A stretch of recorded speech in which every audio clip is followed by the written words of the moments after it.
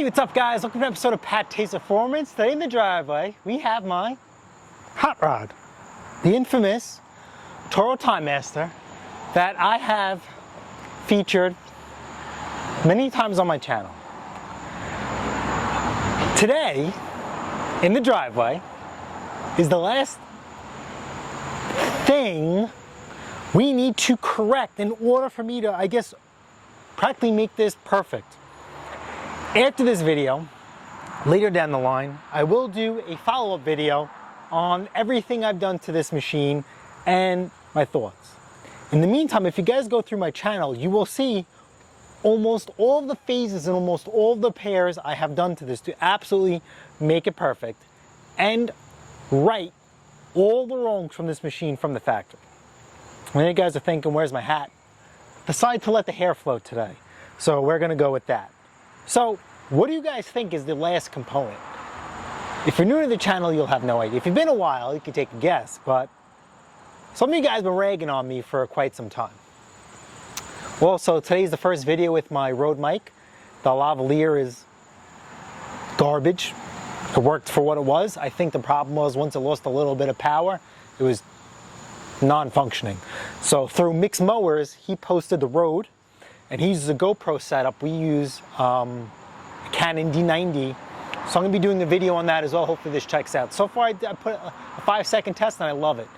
But anyhow, let's talk about my other love. Oh. Look who pulled in. Mrs. PATTAY'S Performance. Anyhow, pretty obvious. We are finally ditching the bag on the gas tank. Now, for future reference and repair purposes, I am going to keep this gas tank, or maybe I'll just pull off the marking of it. As you guys know, the gas tank on this style mower, and other ones smaller and they're proceeded, are absolutely garbage. Terrible design. They're called the quick style quarter turn. They stemmed away from their traditional screw-on cap, which is tried and true. I have no idea why they would get rid of it. Cut cost, ingenuity, no idea. This thing is prone to leak time and time and time again. Now, I have put new caps on there and it kind of temporarily worked, but in the end, the gas tank is warped and it's leaking. Replacement gas tank, if memory serves me correct, is between $70 and $90, and you're getting the same damn design, and you're getting yourself the same damn problem. This style of tank right here will correct once and for all, and you do not have to walk around, or you don't have to have your mower looking like this. There's nothing wrong with it, I just prefer not to. So let's take a look at the crappy tank and mower setup. All right, so here we are. Let's unveil this terrible design. Remember, quick turn, quick quarter turn. See that? And it's out. Look at this, only one locking point, and you literally, look, this is supposed to be, wow, quarter turn to lock it, and it's good to go. It leaks, it's just horrible.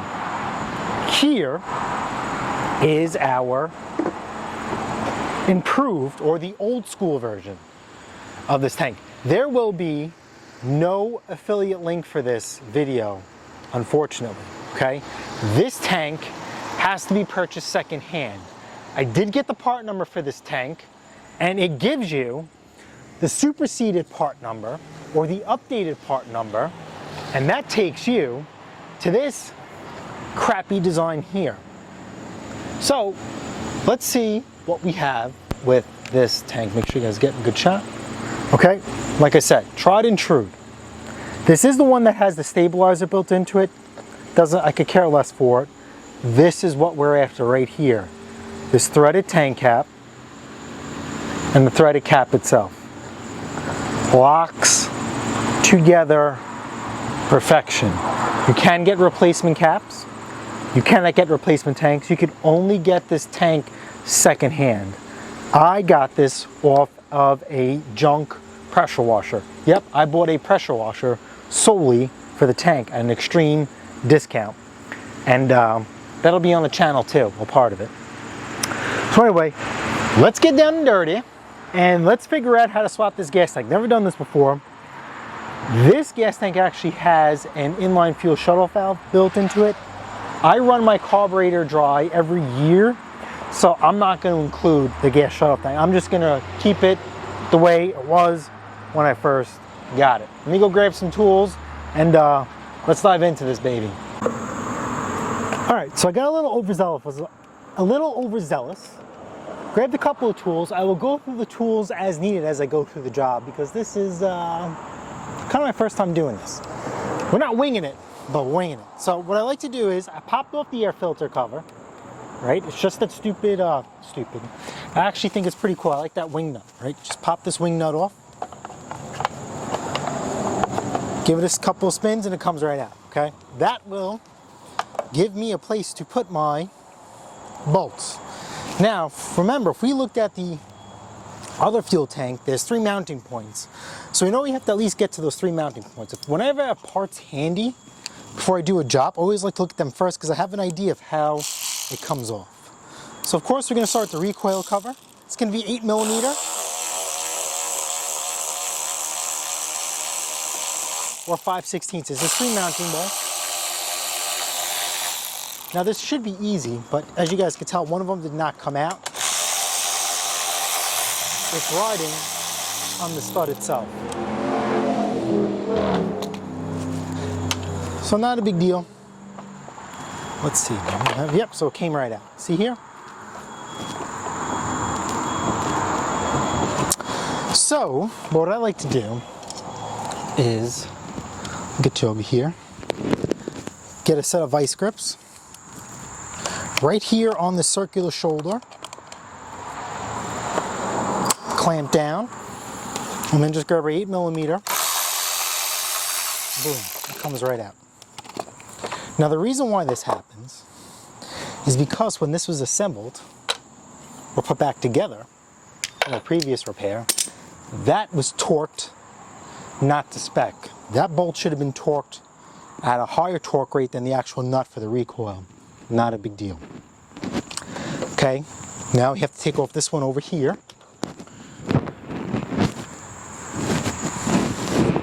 And that is going to be a 12mm. Now take notes is what I'm doing. You're going to see. Okay, that comes out. Okay, now remember, look at this, good observation. That stud is shorter than the one I just took off. So keep that in mind as well, and we'll go over why. While everything is apart, we can go over a few schematics on this machine. Why not? So you guys have a better understanding of this mamma jamma. Next is, should be 10mm. Yep, 10mm underneath. Let me get you guys the stand, you guys can get an idea. Hopefully you guys can see that.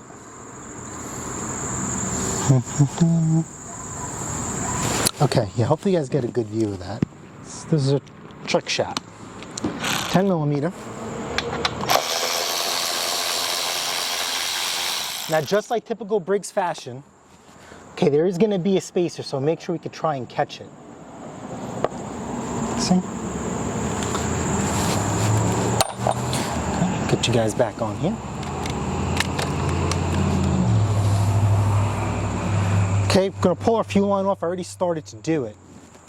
My question to you guys is, see this here? I bought this second hand. This looks like a motorcycle fuel filter. When I get a chance to service it, I probably will put the red pancake style. Tell me what you guys think. So now, this should be good to go. So we're going to pull it out towards you, and away we go. Oh, look at this. Now, see that? There's a plastic grommet. Make sure you don't lose that.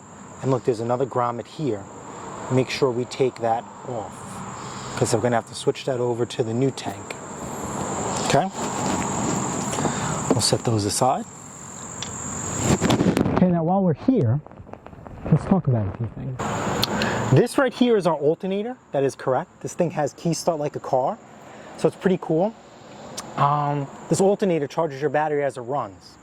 I guess if your alternator doesn't run, as a backup, you have your plug-in charger. Or for off-season maintenance and use, you keep that plugged in. Flywheel. It is toothed because it has electric start, so if you want to expose your keyway 15/16, this thing should pop right off. We're good to go. Here is your coil. This is for spark. Over here is your exhaust / automatic choke. As the exhaust gets nice and hot, it'll open up the choke, more power. Exhaust, our starter, look at this. This is a plastic gear, boo-hoo, but as you guys see, this E-clip right here comes off. This housing should come off, and then you could get your replacement gear. Now this starter, honestly, looks like it's a 2-bolt assembly, maybe. If I have to replace it, we'll do a video on that, but don't plan on it. Let's see. If your starter works at the beginning of the season, or at the end of the season, and you go to use it at the beginning of the season and it just spins, this gets stuck all the time, especially when you don't use it. So what I like to do is, you've seen in other videos, look, all you do is just stick a screwdriver in there, if you can use your hand, and just give it a twist, free it up. And that's it. And you're good to go.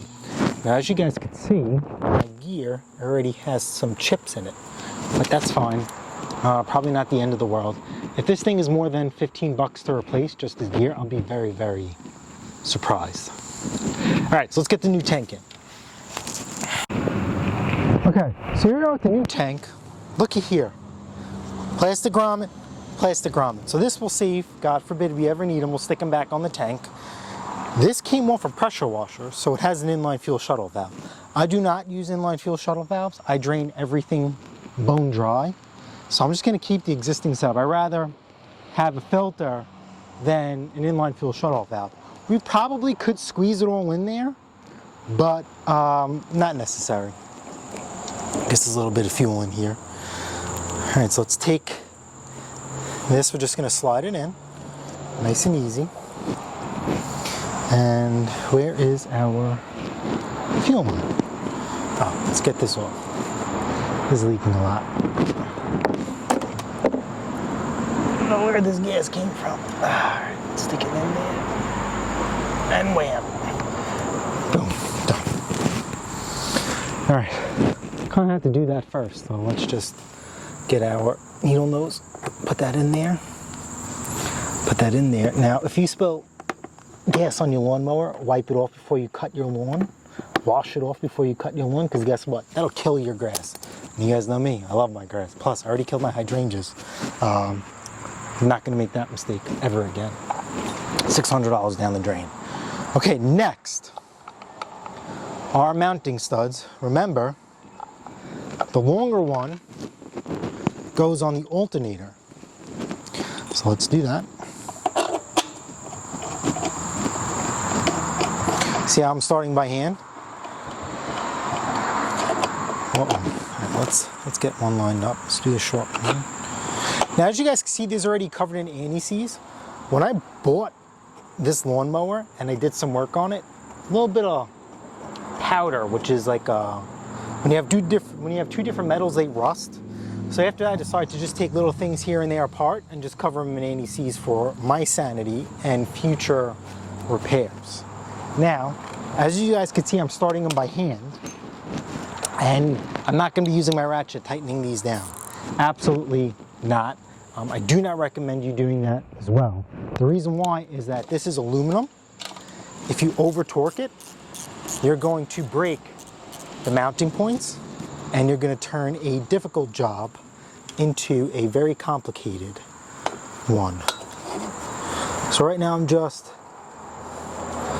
moving this alternator around so it charges. I really should be using a business card, but I'm just lining up the old marks from when Briggs put it back together. See that? Nice and tight. That's all you got to do. Okay. Fuel line hooked up. Next is going to be our spacer and our nut. Okay, remember? Nut, rubber washer, through the gas tank mounting bolt, into the spacer, into the block. Off camera, mechanical instinct. I'll show you guys how it came off. The way it came off is the way it will come on. Now that's not too bad. So we're going to run our 10mm right down the keister. Of course, not use a lot of torque because it's not necessary. This ratchet only goes up to 35 foot-pounds. Whoops.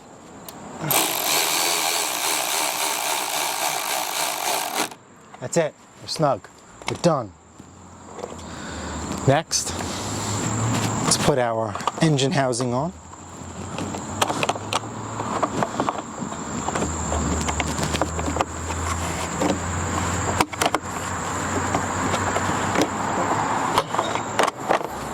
Whammo. And we got to make sure it sits in all these collars and it comes all the way down like so, so we have enough room for the recoil to go on. Where will the recoil be?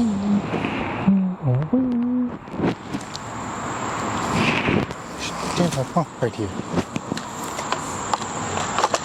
Recoil on only goes one way. And now let's take our nuts.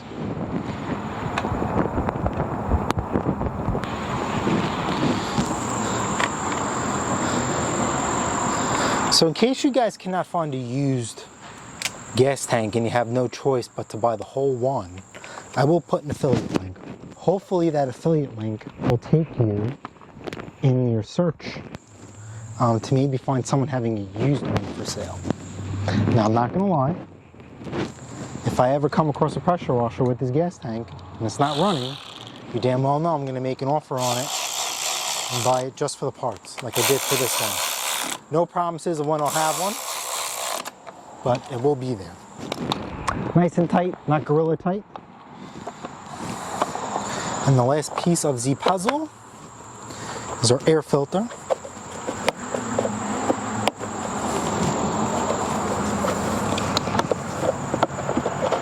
Come on. Oh yeah. There we go.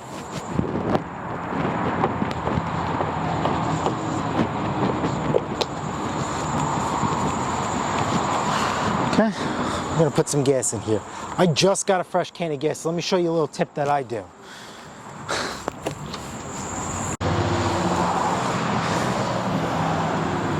All right, so here's my short can. Love it, spill free. Using the crap out of it, as you guys could see. Every time I get a new tank of gas, I always add stable to it.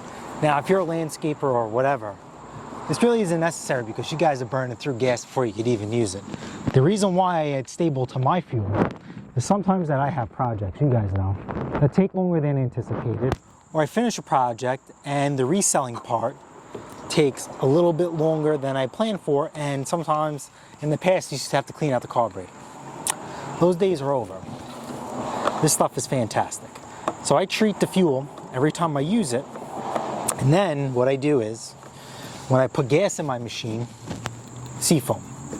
Seafoam is a stabilizer, but I don't use it for its stabilizer. I use it because it's also a cleaning agent. Taro, if you guys know Taro from Taro Fixes All, he's doing an experiment on fuel stabilizers.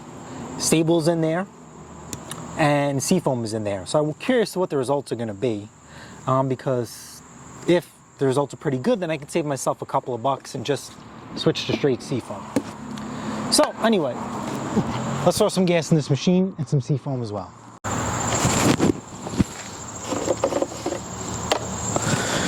Alright, so we're going to fill this thing to the top, or close to it, because that was the problem with the other gas tank. It will leak gas out the top. Alright, so we're filled pretty much to the top. Gonna add my cap full of seafoam.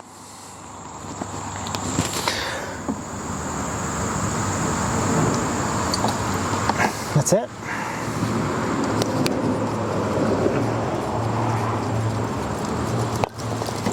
I'm going to turn this nice and tight. All right. Stay focused on this gas cap, and we will see if it leaks.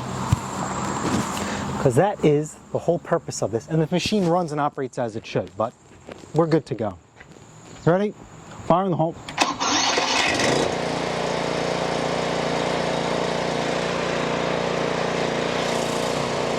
No leaks to me. Blades engaged.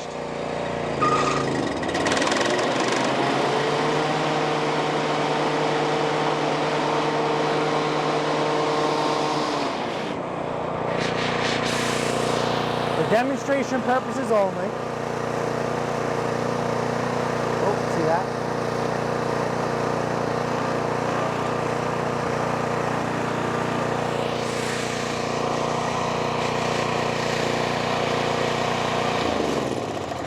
Fantastic. So let me just show you why I love my Time Master. If you guys are new to the channel. Look at those stripes. I cut my grass yesterday. I'm going to cut it again today. I want to clean up the front of the street. I have to bust out the billy goat. But as you guys know, every year we look forward to the Fireman's Parade. I think it's the longest running one. It's over 100 years old. Due to COVID, they canceled it. Kind of sucks because we really didn't care about the fair. We just like seeing the fire trucks run by and the whole line. We had a really good front row seat to that. They canceled it. It is what it is. But like I said, me and Mr. PATTAY'S Performance, we appreciate everyone who puts on a uniform, has a badge, protects and covers us, because without them, videos like this would never happen. Alright guys, that's officially it. We can officially say goodbye to our plastic gas cap cover and the quick turn quarter style. These gas caps are readily available. If they ever go bad, or if the seal ever goes bad, you can find these on any Quantum engine. Gas tank is a different story. So anyway, with that being said, I'm more than happy. This is the last thing I've ever wanted to do to correct this. There's nothing else I can think of out of all the things I've done. Actually, one more thing, but we'll cover that on my overall review, and we'll really break this thing down, and I'll show you what I did and how I got it to perform just like this, and how I righted practically all the wrongs that Toro did from the factory, and they still continue to have a couple of wrongs, even after this video in the newer 10 horsepower model. Alright guys, if you guys found this video helpful, smash the like button, smash the subscribe button. Guess what? I'll see you guys on the next episode of PATTAY'S Performance later. And don't forget that Mrs. and I, we go live every Saturday, 8 a.m. to 9 a.m. Eastern Time.